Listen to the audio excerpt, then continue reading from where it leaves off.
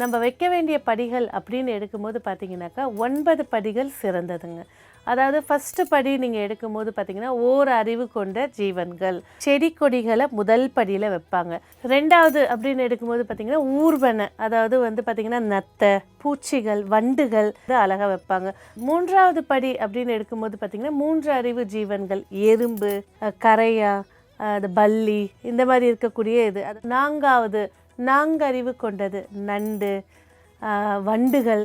5வது அப்படின்னு எடுத்துக்கும் போது பார்த்தீங்கன்னாக்கா பறவைகள், கருடாழ்வார், இந்த மாதிரி பறவைகளை வைக்கக்கூடியது. 6வது அப்படின்னு பார்த்தீங்கன்னாக்கா மனிதர்கள், அதே போல் திருமண செட்டு, இந்த மாதிரி வைக்கக்கூடிய மனிதர்களை வைக்கக்கூடியது.